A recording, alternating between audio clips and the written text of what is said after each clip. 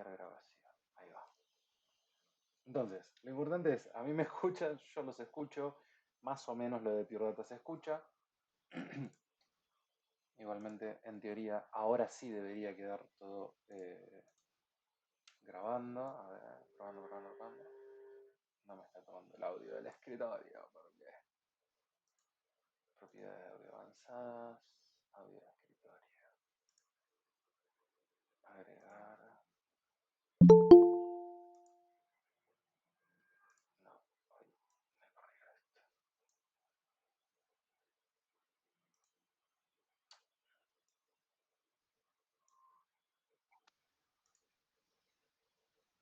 Ser fuentes activas. Sí, cerrar mientras tanto voy dejando entrar el resto. Admitir. Si el micrófono suena.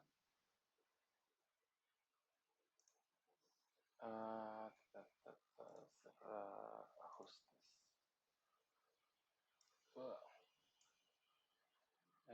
Audio. Por defecto. Speakers. Aquí, aplicar. Vamos a probar de nuevo. Ahí está. Ahí el OBS me lo está tomando y me está tomando a mí, en teoría. Bueno, continuemos así y veremos. Luego nos enteraremos que sale en la grabación, pero aparentemente, por lo menos a mí, me está tomando. Perdón, estoy compartiendo pantalla. Sí. Admitir. Admitir. Estoy cerrando esto. ¿En qué estábamos?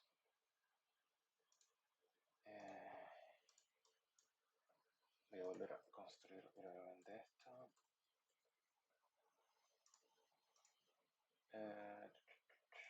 Fuente. Ok. Admitir.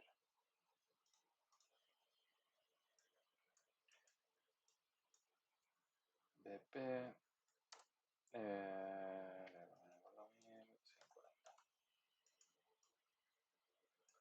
No es admitir.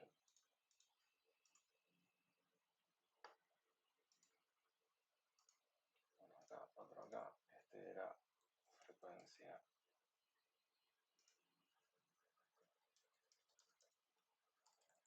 central, porque estamos hablando de un filtro pasabanda, y Q del filtro. Entonces, no avisa aquí, esto aquí, de aquí voy a un spectrogram.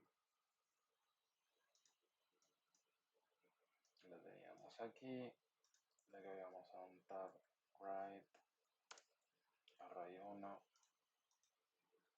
un toggle, un metrónomo.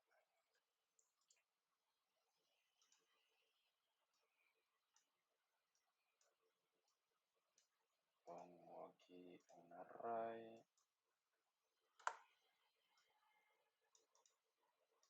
Y voy a poner el output, aunque no sé.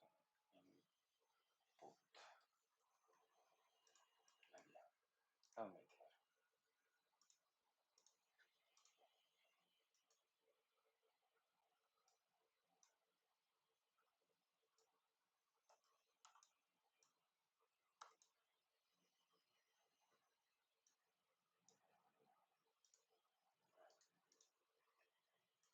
Ok. Polígonos. Ok. Bueno, reconstruido esto. Estábamos hablando entonces. Lo que les decía es eso. Tengan en cuenta que a medida que obviamente vamos aumentando el cubo de nuestro filtro, obviamente estamos robándole cada vez más información a nuestra señal. En este caso, nuestra entrada es un noise, un ruido blanco, pero le estamos robando cada vez... no importa. Le estoy robando cada vez más información, que era básicamente esto que veíamos acá. ¿Sí? Cuando yo tengo un Q muy bajo, obviamente estoy permitiendo que pase más información, además obviamente de mi frecuencia central, de la frecuencia que yo estoy queriendo que pase, estoy permitiendo que pasen más frecuencias porque estas curvas son bastante progresivas. A medida que yo voy aumentando el Q del filtro y lo voy haciendo cada vez más filoso, me voy volviendo más específico, más quirúrgico y solo permito que pase información muy acotada a esa frecuencia central de la cual estábamos hablando. ¿Sí? Eh, Este es el principio de funcionamiento que vamos a estar utilizando para nuestra síntesis sustractiva, ¿sí? Justamente filtros. Yo voy a partir de objetos BP y una fuente de audio que tenga bastante información espectral. Generalmente vamos a usar noise, pero no necesariamente tiene que ser un noise, ¿sí? Hay que tener en cuenta que cuando hablamos de síntesis sustractiva podemos hacer una relación similar a la que hacíamos con la síntesis aditiva acerca de si voy a hacer una síntesis que tenga eh, una coherencia armónica o que no tenga coherencia armónica, es decir, que sea inarmónica. Ahora sí voy a abrir un ejemplito de los que tengo. Entonces, esto, si lo encuentra, ¿no? Síntesis. Vamos a abrir, bueno, todos estos de aditivo ya lo hemos visto, de síntesis sustractiva. ¿Qué tenemos aquí?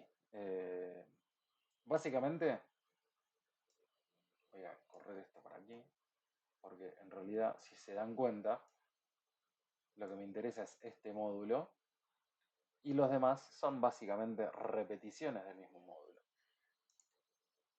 Vamos a analizar un poquito esto. Yo tengo por un lado mi entrada de audio, como habíamos visto antes, vamos a trabajar con objetos noise para generar ruido blanco, ruido con mucha información espectral, porque justamente yo necesito algo que tenga mucha información espectral para empezar a hacer ese proceso de sustracción. Si yo parto de un tono puro,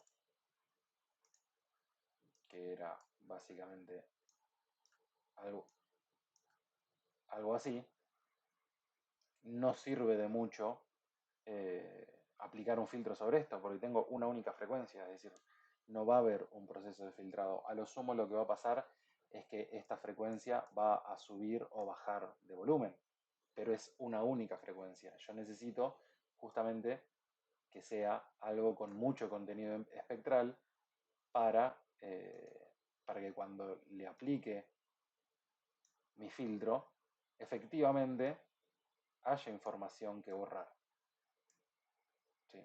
haya información que filtrar. Si no, no tiene mucho sentido. De hecho, algo que muchas veces hacen para los trabajos prácticos, que no es del todo correcto, es empezar con una síntesis aditiva, que termina viéndose espectralmente como algo así, ¿no? Dependiendo la cantidad de osciladores que pongan, 4, 5, 6, 87, no importa, pero un par de osciladores, y sobre esto empezar a aplicar filtros. Y suponiendo que yo hiciera algo así, vamos a hacerlo más específico, ¿sí? No me va a servir, no va a tener mucho sentido hacer esto, por ejemplo. Porque en realidad yo lo que voy a estar borrando, o sea, como estoy partiendo de una información que no tiene, de una señal que no tiene mucho contenido espectral, porque en definitiva lo único que tengo en este ejemplo que estoy armando acá son 4 osciladores, lo único que estoy haciendo es robar la información a 3 y permitir que pase uno completamente. Es decir, que no habría mucha diferencia entre manipular directamente las amplitudes de esos 4 osciladores directamente en la parte previa de la programación sin la necesidad de aplicar un filtro. Es decir, el filtro no se vuelve muy... Eh, pierde un poco de sentido trabajar con un filtro de esta manera.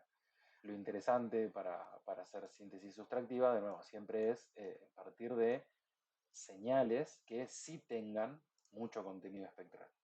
Como por ejemplo estábamos viendo recién, ruido blanco. Porque ahí sí el filtro va a tener algo sobre lo cual trabajar. A diferencia de este caso de aquí. ¿Sí? Entonces, este lo voy a cerrar, que era el ejemplo anterior. Y vamos a ver este, ¿no? Lo que estoy haciendo acá es básicamente partir de un ruido blanco, pasar por mi filtro pasabandas. En este caso no sé por qué tiene el Q tan bajo. ¿Sí? Fíjense que la frecuencia central en este caso no la estoy estableciendo. ¿Por qué?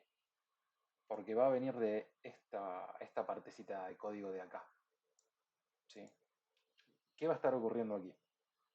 Por un lado yo tengo mi ruido blanco, tengo mi filtro pasabanda, un filtro pasabanda con un Q bastante alto. Cuando trabajemos con síntesis sustractiva, generalmente vamos a usar filtros con Qs bastante altos. De hecho, fíjense que acá tengo todos los Q en 50, que es un número muy alto, que generalmente si estuviéramos haciendo un proceso más de limpieza, utilizaríamos filtros así de altos. Si estuviéramos haciendo algo más estético, nunca llegaríamos a estos valores, pero para el caso de la síntesis sí lo hacemos. Y lo único que me va a cambiar de un módulo a otro es que cada uno de estos módulos tiene un objeto random. ¿Sí? Un objeto random con un argumento de 10.000. ¿Por qué? Porque yo lo que voy a hacer es que cada uno de estos filtros tenga una frecuencia central diferente. ¿Sí? Es decir, que esté actuando, cada uno de estos filtros va a estar actuando sobre diferentes partes de mi espectro sonoro. Y al momento de activar este botón de acá, lo que voy a hacer es disparar ese random para que vaya cambiando precisamente la frecuencia central de cada uno de esos filtros. ¿Sí? Lo que viene después, esta parte del line, es solamente para que cuando yo toco el botón no salte de una frecuencia a otra, sino que haga un pequeño barrido, un barrido de 1 segundo que no necesariamente tiene que... Esta parte de acá es un agregado para este ejemplo, no necesariamente lo tienen que poner. ¿Sí? Es solamente porque el efecto que da es interesante. Incluso pueden jugar también con los valores del line. Acuérdense, ¿qué hacía el line? El line me permitía interpolar valores. ¿Sí? Es decir, que algo no vaya del punto A al punto B por un salto. ¿Sí? Yo tengo mi señal, tengo mi punto A y mi punto B, ¿no? Para que no ocurra esto, ¿sí? Justamente es que ponemos el line, para que Pure Data haga esto de manera progresiva. ¿Sí? Que no lo haga por un salto así. Y evitar justamente glitches que aparecían. De hecho, el objeto line lo veníamos utilizando siempre para control de volumen, justamente porque hacía que cuando yo mueva el mouse muy rápido, en el caso de un control de slider, por ejemplo, no se vayan produciendo esos saltos que en el audio se terminan traduciendo como glitches, como ruido que se va metiendo en la señal, justamente cada vez que pega un saltito de estos. El line lo que va haciendo es agregar pequeños retrasos de tiempo, pero que permiten que en vez de hacerse de esta manera, la transición se vaya haciendo de manera más progresiva. Obviamente agrega un poquito de latencia, porque, por ejemplo, en este caso yo le estoy poniendo 1 segundo de latencia. Acuérdense que en Pure Data, en general, casi siempre, cuando hablamos de tiempo, nos referimos a milisegundos. Entonces, 1000 milisegundos son 1 segundo. Si bien yo estoy agregando latencia, lo que estoy evitando es justamente que se produzcan estos saltos abruptos que se traducen como ruido. Directamente lo que va a hacer es evitar esos saltos e ir haciendo una interpolación un poco más progresiva. Eso lo voy a utilizar acá, aunque no es necesario, justamente para que cuando salto de una frecuencia a otra, no lo haga, exactamente no lo haga por salto, sino que lo vaya haciendo de manera progresiva. Acá viene una parte en la que no sé si van a escuchar lo que yo voy a escuchar, pero bueno.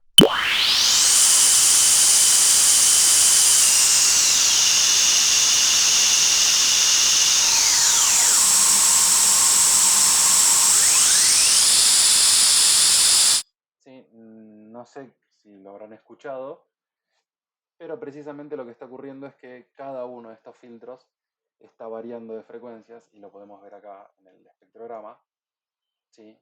Cada vez que yo presiono, fíjense cómo se van moviendo las columnas.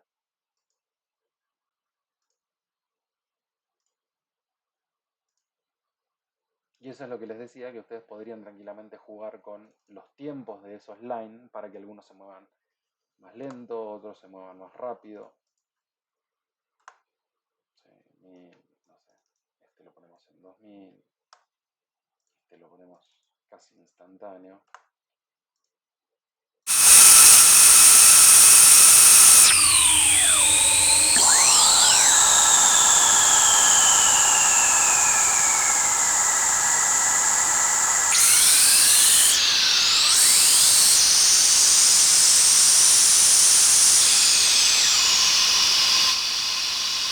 ¿Sí? Cada uno de esos filtros está actuando sobre una parte diferente del espectro. Fíjense acá en los number boxes que vienen después de los random justamente. Entonces yo tengo este primer filtro, está trabajando sobre 4934 Hz, este sobre 1873, 5661, es decir, cada uno de esos filtros está actuando sobre una parte diferente del espectro sonoro y encima son dinámicos, se van moviendo. Cada vez que yo presiono el bang este, que está conectado a los bangs de cada uno de los random, lo que va haciendo es generar que ese filtro en particular cambie de frecuencia central. ¿Sí? Y lo va a hacer a diferentes velocidades por la modificación que acaba de hacer. Antes estaban todos puestos en un segundo, pero yo ahora le apliqué diferentes velocidades, entonces este se va a mover en 100 milisegundos, este en 5000, o sea, 5 segundos, en 1 segundo, en 2 segundos, en 100 milisegundos, etcétera, etcétera. Como manera de ir jugando justamente con el timbre que se puede ir generando. Incluso si no tuviera el line, lo que va a pasar es que va a pegar saltos, que no es recomendable. De hecho, voy a sacarlo de acá para mostrarles. Bueno, acá no se nota mucho. Si yo tuviera conectado acá un array, se notaría mejor. Lo voy a poner rápidamente. Array 1. Toggle y un metrónomo.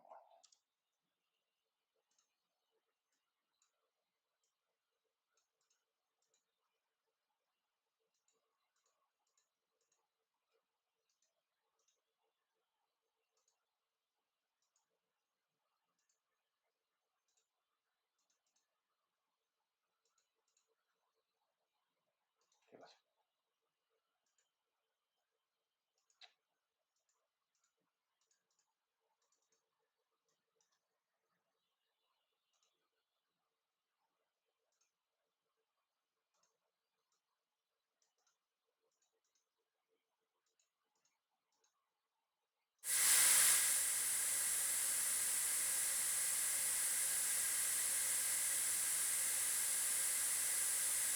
¿Por qué no me dice?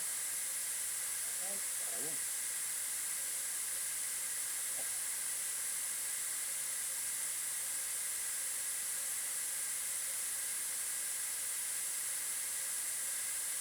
No sé por qué cuando lo cambio a polígonos deja de graficarlo. Va.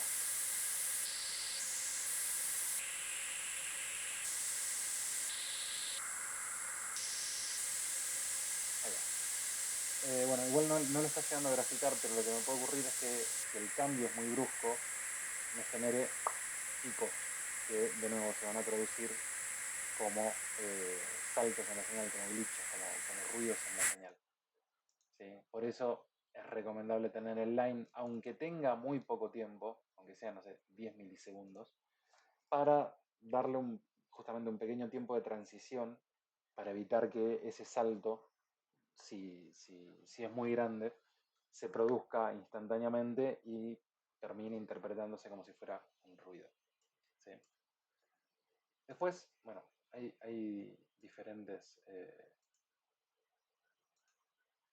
aplicaciones para esto. Por ejemplo, esto que estaba haciendo un ratito.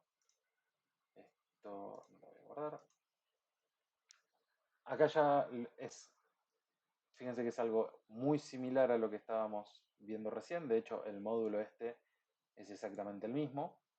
La única diferencia es que ahora la frecuencia central de mi filtro, en vez de estar determinada de manera aleatoria a través de un random, yo la estoy controlando, en este caso con un radio. Tranquilamente podría conectar un controlador MIDI, tranquilamente podría mandar señales desde mi celular, o no, hay muchas maneras diferentes de controlar esto. suena.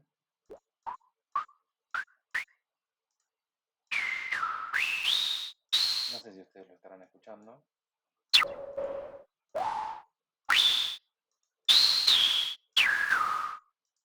¿Escuchan algo ahí? A ver, creo que no. Ah.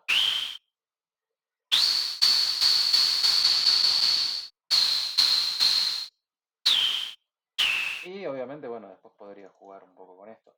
Una cuestión a tener en cuenta, lo que hablamos hace un rato del tema de saturación, ¿se acuerdan? Noise por defecto genera una señal con una amplitud de +1 a -1, que es lo que hacen todos los objetos que generan, todos los objetos generadores de audio de Pure Data generan señales que van de 1 a -1, por decisión arbitraria, una cuestión digital. Pero en este caso nosotros estamos haciendo un proceso de filtrado, es decir, que le estamos robando bastante energía a esto. ¿Sí? Lo que habíamos visto hace un ratito con el osciloscopio. Por ende, en este caso, y solo en este caso de la síntesis sustractiva, podemos utilizar multiplicadores para compensar un poco esa pérdida de energía. ¿Sí? En este caso, este multiplicador de acá, yo lo estoy utilizando solamente para darle forma a la nota. ¿Se acuerdan que la otra vez habíamos hablado de envolventes? Una envolvente ADSR, por ejemplo. Perdón. Si los minimizo me aparecen acá abajo. ADSR envelope. Sí, ¿se acuerdan esto que probablemente hayan visto en Sonido 1? ¿Se acuerdan qué es un envolvente de audio? Que es básicamente, llamamos envolvente a las variaciones dinámicas, ¿sí? que ocurren a través del tiempo en una señal de audio. Es decir, cómo va cambiando el volumen de nuestra señal de audio a lo largo del tiempo. La envolvente ADSR es una de las más tradicionales o es una de las que más se utiliza, pero no necesariamente es la que tienen que utilizar, ¿sí? Pero es una forma muy común de, en realidad, no es un tipo de envolvente en sí, sino que es una manera de dividir mi envolvente en 4 etapas bastante diferenciadas, que de instrumento a instrumento lo que va a cambiar es básicamente el tiempo de cada una de esas partes del envolvente. ¿Sí? Generalmente todos los instrumentos musicales tienen un determinado tiempo de ataque, un primer decay, luego un sustain y por último un release, que es cuando esa colita cuando suelto la nota. Lo que cambia de un instrumento a otro es justamente cuánto dura cada una de estas etapas. Si en instrumentos percusivos, por ejemplo, tengo tiempos de ataque muy cortos, ¿sí? Muy cortos, o sea, es mucho más vertical esta línea de acá. Y después, dependiendo de los materiales o del tipo de instrumento, puedo tener mucho tiempo de sustain o muy poco tiempo de sustain. Por ejemplo, de nuevo, en un instrumento percusivo como un redoblante, voy a tener muy poquito tiempo de sustain, o sea, desde el momento en el que termina el ataque hasta que empieza a decaer la señal, no pasa prácticamente mucho tiempo, etcétera, etcétera. Entonces, yo acá lo único que estoy haciendo con el objeto este que se llamaba mgen, si no lo recordaban, mgen, que pertenece a la librería GGE, es generar ese envolvente. En este caso, fíjense que es un envolvente que ni siquiera tiene las 4 etapas del ADSR, sino que solamente tiene un tiempo de ataque y un tiempo de release. Pero yo tranquilamente podría darle forma más parecida a ese ADSR. Y el mensaje duration más el número lo que hace es básicamente decirme cuánto dura en total esta envolvente. En este caso, toda la envolvente dura 500 milisegundos. Yo podría hacerla un poquito más larga.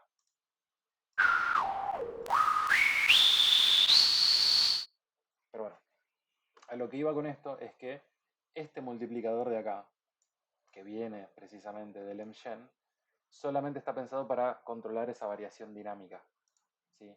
No necesariamente para controlar la amplitud de la señal. En este caso, como yo le estoy robando mucha energía al noise porque tengo un Q muy alto en mi filtro, este es uno de los pocos casos en los cuales yo puedo utilizar un multiplicador con un número mayor a 1 para tratar de compensar esa pérdida de energía. ¿Sí? Por ejemplo, algo así, por 2. Fíjense que no estoy saturando todavía. ¿Por qué? Porque justamente en el proceso de filtrado implica casi necesariamente que yo voy a tener a la salida del filtro menos energía que en la entrada.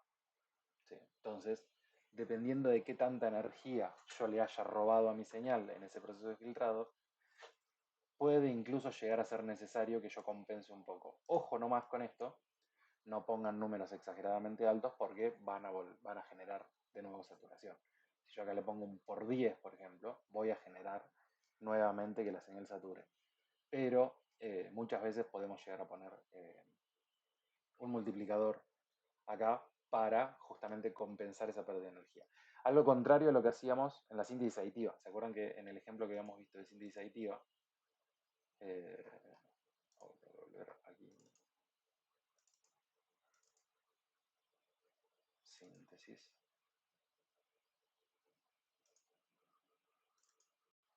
Por ejemplo, acá, este es uno de los ejemplos que habíamos visto la otra vez con síntesis aditiva. Yo justamente lo que estoy usando es un multiplicador, pero con un valor entre 0 y 1. ¿Por qué? Porque cada uno de estos osciladores me está generando una señal que va de 0 a 1, entonces obviamente al momento de sumarlos me podía llegar a generar saturación, porque cuando yo sumaba los 5 osciladores, obviamente que en algunos momentos iba a pasar por encima del 1. Entonces, lo que hacíamos era poner un multiplicador, en este caso un por 0.2, porque como son 5 osciladores, yo divido ese 1 de energía total entre 5, que son los 5 osciladores que tengo, y me da 0.2. Pero también tengan en cuenta que esto no es un número 100% exacto, porque obviamente que dependiendo de las frecuencias de estos osciladores, no todo el tiempo van a estar en fase, es decir, que no todo el tiempo voy a estar quintuplicando la energía. Entonces este por 0.2 no necesariamente tiene que ser un por 0.2. De hecho, la diferencia que había entre este y este es justamente cómo gestiono la energía de cada uno de los osciladores. En este caso, todos los osciladores tienen la misma energía y yo los bajo todos en bloque. En el ejemplo de la derecha, yo lo que hacía era a cada uno de esos osciladores asignarle un valor de energía diferente, que era mucho más realista. ¿Sí? Ya nos íbamos acercando cada vez más a un proceso de síntesis aditiva mucho más, mucho más pro, básicamente. Vuelvo aquí, vuelvo aquí, vuelvo aquí. Pero bueno, en este caso, justamente yo lo que hacía era, cada uno de estos osciladores le bajo la energía, porque después, cuando yo los sume a todos, voy a volver a tener, voy a volver a llegar al punto de saturación. En el caso de la síntesis sustractiva, ocurre todo lo contrario. Yo empiezo restando la energía, porque empiezo haciendo el proceso de filtrado, y luego puedo compensar esa pérdida de energía mediante un multiplicador que tenga un valor superior a 1. Hasta aquí, dudas, preguntas o consultas respecto de esto que estuvimos viendo de síntesis sustractiva. No es mucho más que esto. O sea, básicamente, después es empezar obviamente a probar cosas interesantes, pero no es mucho más que esto. Nada.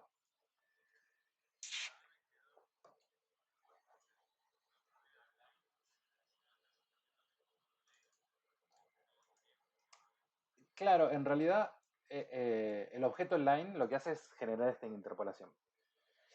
Esto que está arriba del line, lo que son básicamente los controles del line. De hecho, fíjate que no es un objeto, sino que es un mensaje. Para que... ¿Dónde está esta fuente? Ahora lo voy a subir y se va a descajetar todo, pero bueno, más o menos se va a entender. Sí, no se rompió tanto como esperaba. O sea, fíjate que este no es un objeto. Fíjate la forma de la cajita. Esta es la cajita rectangular y esta es la cajita con picos, indicándote que esto es un objeto y esto es un mensaje. ¿Por qué usamos este mensaje? Justamente porque el objeto, el que está haciendo el proceso es el line, pero el mensaje es el que le da las especificaciones de cómo tiene que hacer ese proceso. El pesos1 lo que le está indicando es que no es un valor fijo, sino que va a ser una variable que justamente está entrando por el inlet del mensaje.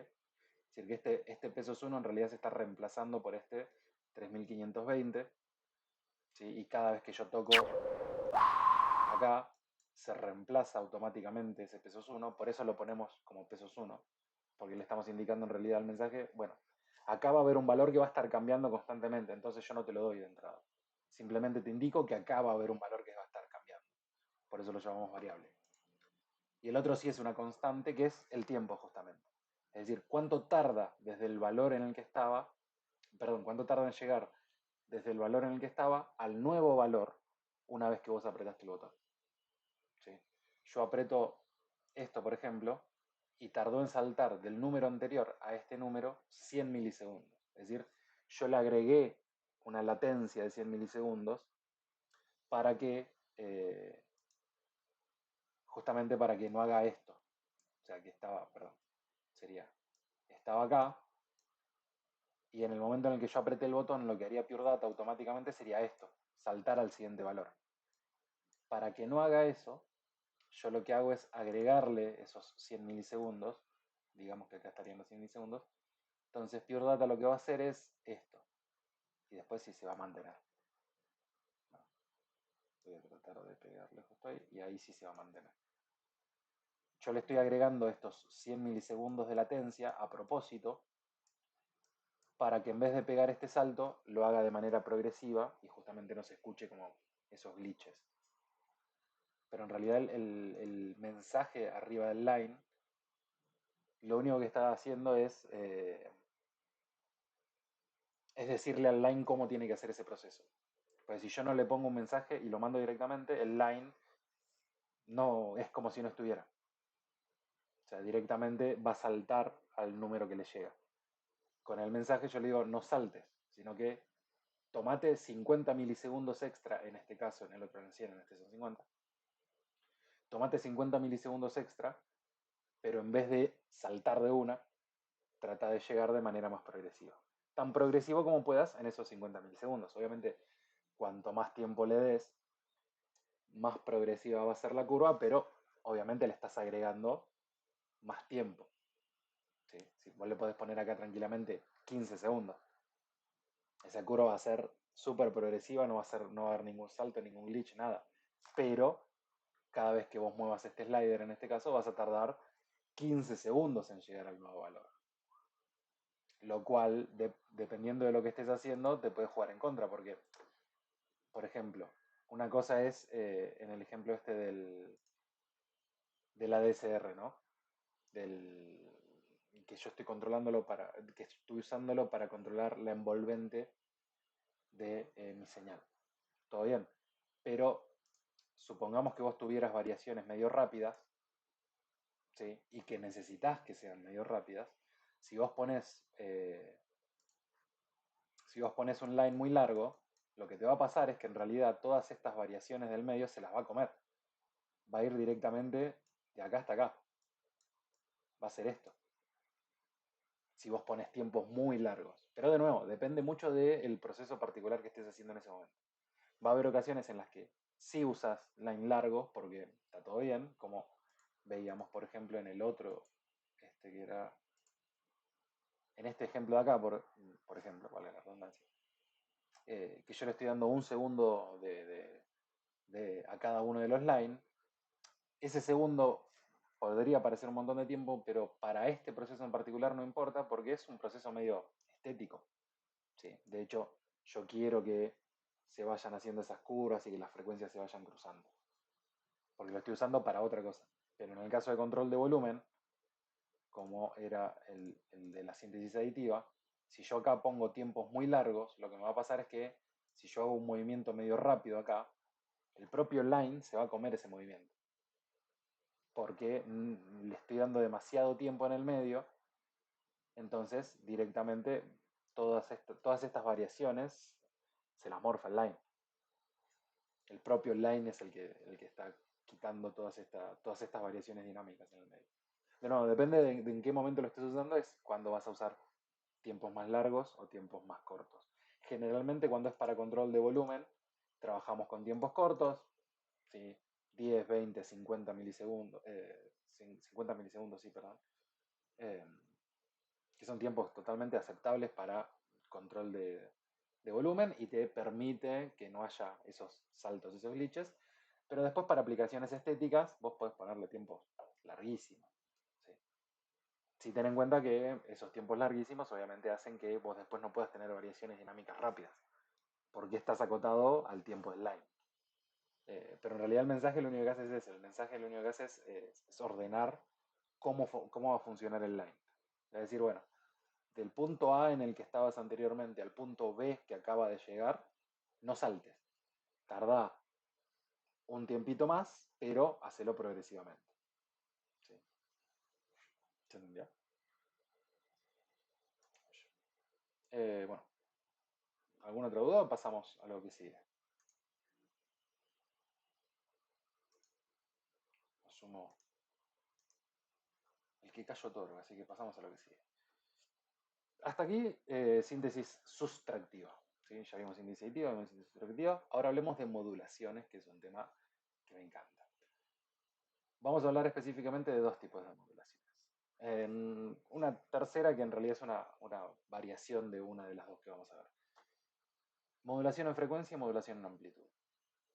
Algo que quizá conozcan de la radio, si es que no son no sé qué generación serían ustedes, generación Z ya, no sé, nativos digitales.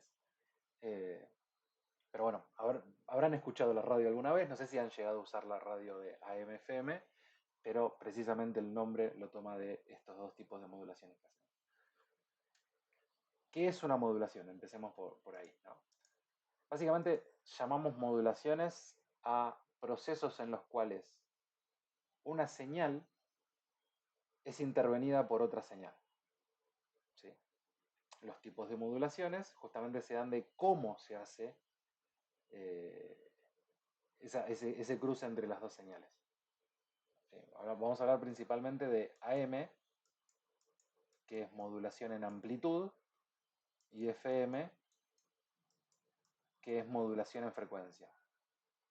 ¿Sí? Empecemos por la modulación en amplitud. El proceso de modulación en amplitud se basa en la multiplicación de dos señales.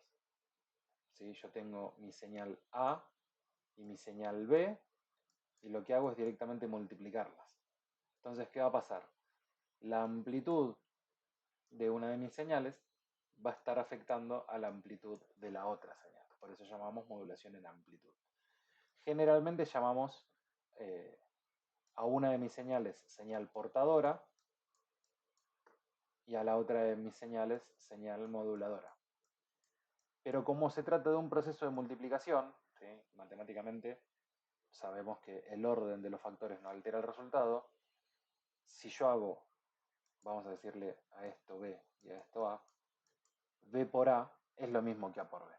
¿Sí? Entonces, en realidad, el tema para lo que vamos a estar haciendo nosotros, porque hay otros casos en los que sí importa, pero para lo que vamos a estar haciendo nosotros, a cuál llamamos portadora y a cuál llamamos moduladora, no importa demasiado, precisamente porque el proceso es una multiplicación, entonces si hago A por B va a terminar dándome el mismo resultado que si hago B por A. Vamos a abrir esto. Empecemos por algo mucho más simple, un trémolo, que es el paso previo a la modulación en amplitud. Entonces, fíjense que yo acá tengo un oscilador, que este va a ser el que vamos a llamar señal portadora.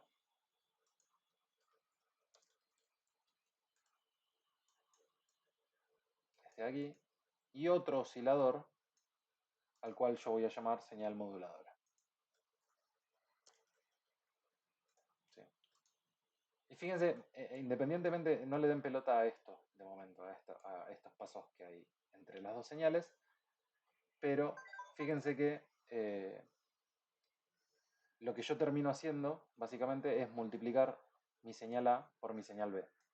Es decir, mi señal portadora por mi señal moduladora. Las termino combinando mediante un multiplicador de toda la vida. ¿Qué va a ocurrir? La frecuencia de mi señal moduladora lo que me va a terminar dando es qué tan rápido se produce el cambio de amplitud de mi señal portadora. ¿Sí? Vamos a darle play un poquito a esto para que se entienda. Prendo mis metrónomos.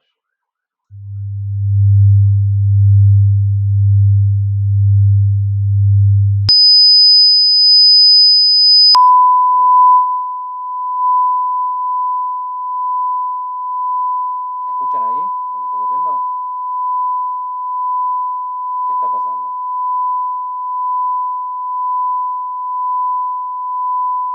Claro, yo lo que estoy haciendo es precisamente que la frecuencia de mi moduladora controle qué tan rápido o qué tan lento suba y baje el volumen de mi señal portadora. Justamente eso es lo que ocurre en una modulación en amplitud. ¿Sí? Mi señal moduladora hace que mi señal portadora suba y baje de volumen. ¿Qué tan rápido? Bueno, dependiendo de la frecuencia de mi señal, de mi señal moduladora.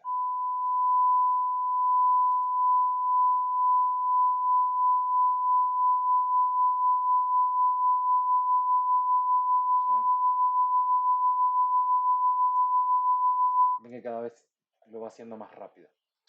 Ahora, ¿qué está ocurriendo matemáticamente? ¿No? ¿Por qué tengo todos estos pasos intermedios? ¿Sí? De hecho, acá me faltan...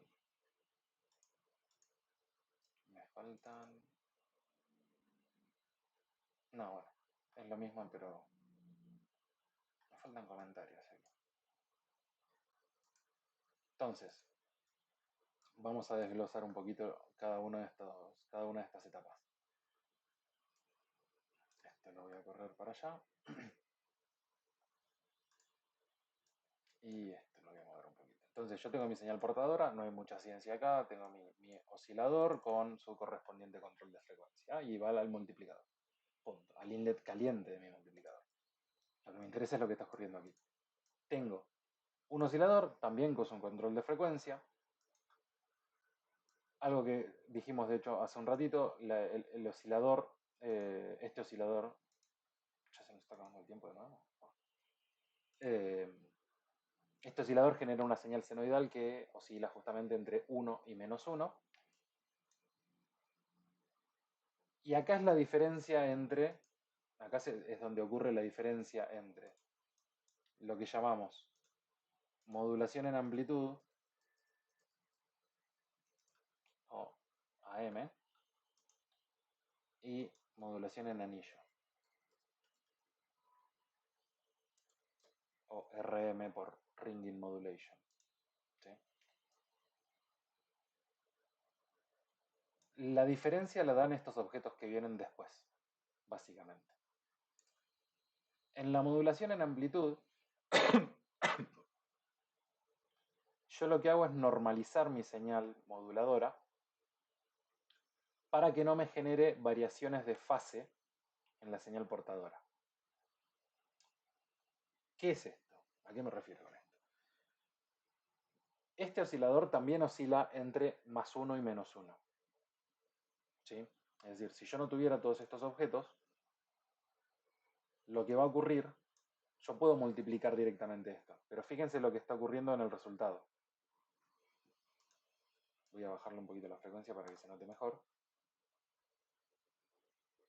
No sé si lo llegan a notar por ahí con el streaming, pero lo que ocurre es que cuando mi señal moduladora pasa a la parte negativa, me está invirtiendo la señal esta. ¿Sí? Está generando una inversión de fase. ¿Por qué? Porque va a multiplicar un número positivo por un número negativo. Es decir, no solamente me está haciendo que suba y baje la amplitud, sino que directamente está haciendo que cuando baje, se dé vuelta. Y se dé vuelta. Es decir, constantemente hay un proceso de inversión de fase. Cada vez que este oscilador pasa por su semiciclo negativo. ¿Sí? De nuevo, esto es 1, esto es menos 1. Entonces, todo lo que está por debajo de 0, cada vez que mi señal moduladora esté en su semiciclo negativo, va a estar generando que mi señal original, mi señal portadora, se invierta de fase. ¿Sí? Eso es lo que diferencia a una de otra. Entonces, para que eso no pase, yo hago esto que borré.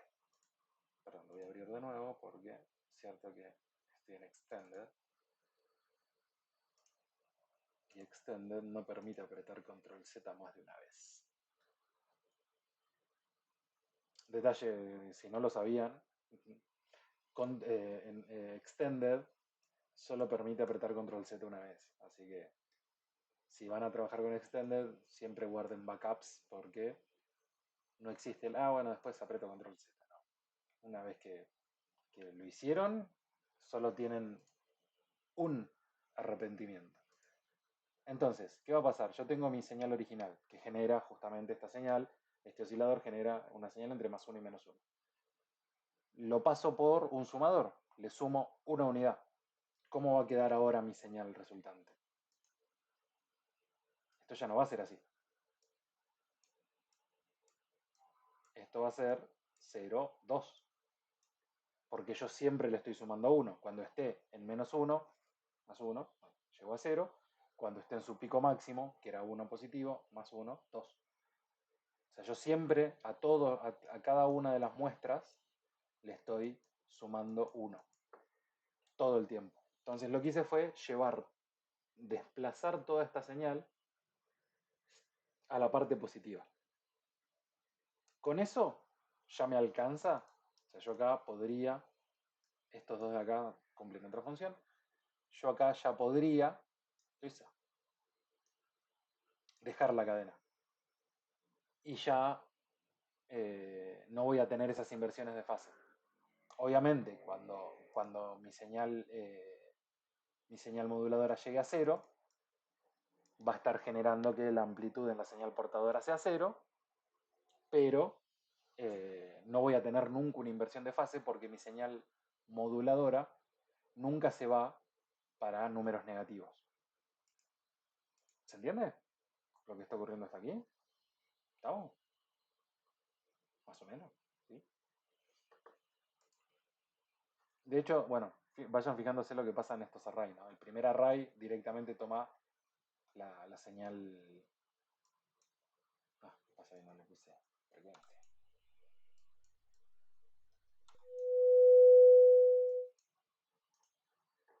Fíjense que el primer array toma la señal, grafica directamente la señal moduladora. Ojalá quede la grabación, sí, ojalá quede. Igual está subida la grabación, hay otra grabación subida de esto y igualmente lo vamos a ver después. Lo repasamos después, no se preocupen. Pero mejor si lo van entendiendo. Entonces, el primer array grafica la señal directamente.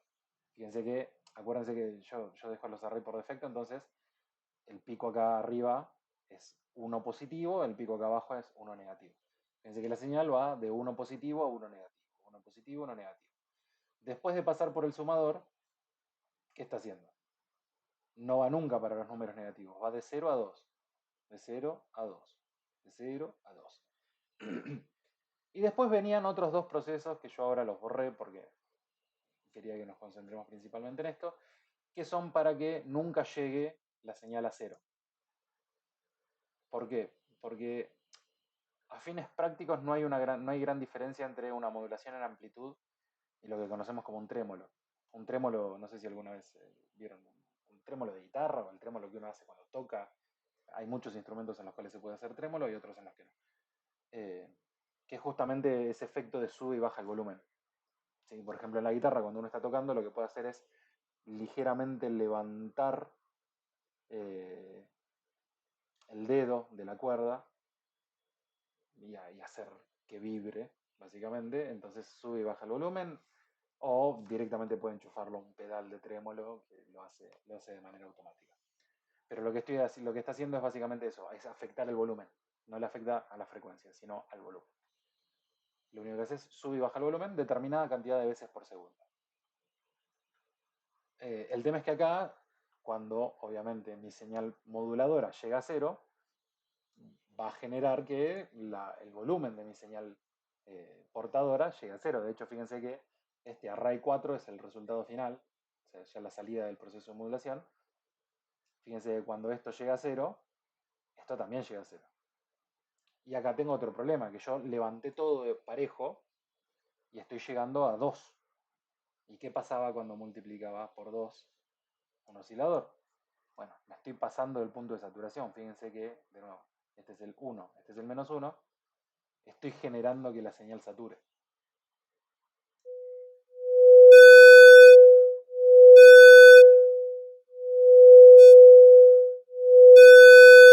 ¿Sí? Cada vez que supera el 1, empieza a recortarse la señal. Si bien acá me lo grafica, en realidad no está sonando y me termina saturando. Por eso estaban los otros dos pasos. Yo ahora tendría que normalizar de nuevo esto para que vaya de 0 a 1, por ejemplo. Una manera de hacerlo muy fácil, y era uno de los objetos que estaba acá, era multiplicar por 0.5 o dividir por 2, como quieran. El resultado matemático es exactamente el mismo. ¿Sí?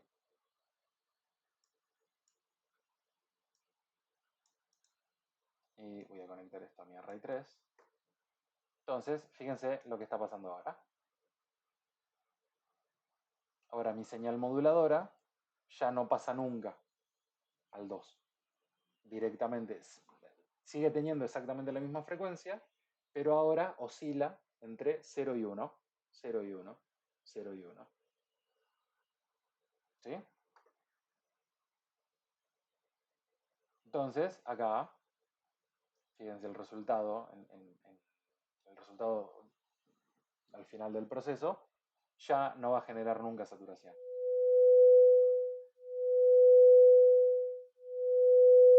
Y en el medio, en realidad, lo que hacía,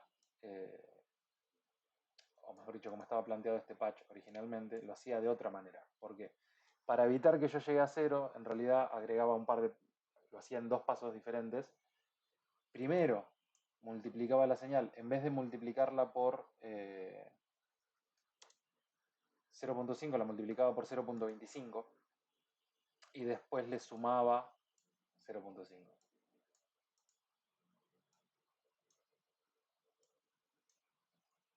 Ahora pongo un sumador. Pero esto hay mil maneras diferentes de hacerlo y no es necesario que sea así.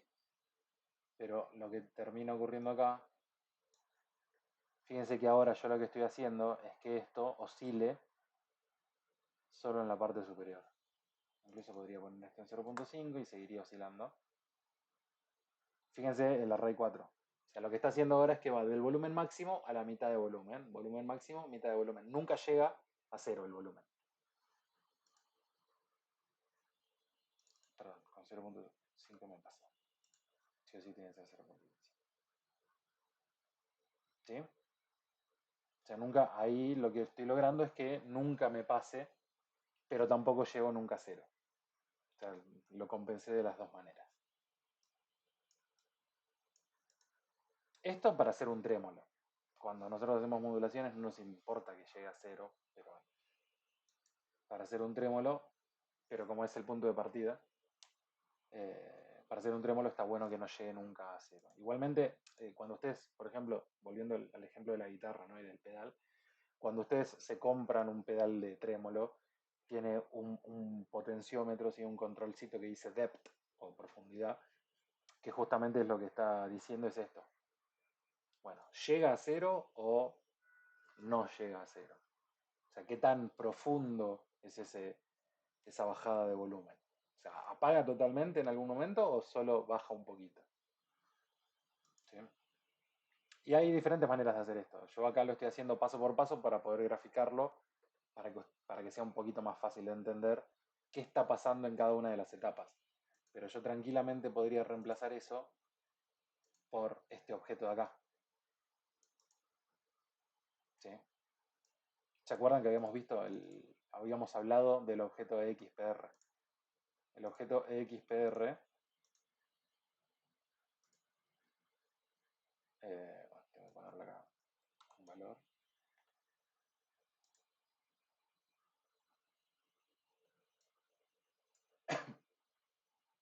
Voy a borrar esto y voy a poner esto acá para usarlo ahí. Fíjense que ahora array 5 y array 4 son iguales. O sea, el resultado del EXPR es exactamente el mismo resultado de hacer todo esto por separado. O sea, el objeto de XPR lo que me permitía a mí era escribir expresiones matemáticas directamente. Es decir, en vez de tener que crear un objeto para cada uno de estos pasos, directamente lo escribo todo de corrido. Lo escribo como una sola expresión matemática. Hace más 1 por 0.25 más 0.5 punto. Entonces, reemplacé estos tres objetos con un solo objeto. El resultado es exactamente el mismo. La única diferencia es que en vez de tener que andar poniendo un montón de objetos diferentes, lo hago todo con un solo objeto. Nos quedan 2 minutos. Si se llega a cortar, volvemos a entrar rápidamente al mismo link y cerramos, aunque sea con AM. ¿Sí? ¿Hasta aquí dudas, preguntas o consultas respecto de esto? Más o menos se está entendiendo. Después, igualmente, abran los patches, lo de siempre. Abran el patch, revísenlo, fíjense qué pasa en cada uno de los pasos. Traten de emularlo. Y pregunten lo que haga falta. ¿Estamos? ¿Avanzamos? Perdón, porque literalmente termina en 1 minuto. Salimos, volvemos a entrar al mismo link y continuamos con lo poquito que nos queda para cerrar, aunque sea AM y modulación en anillo. Y FM quedará para la próxima. ¿Sí? Salimos y volvemos a entrar.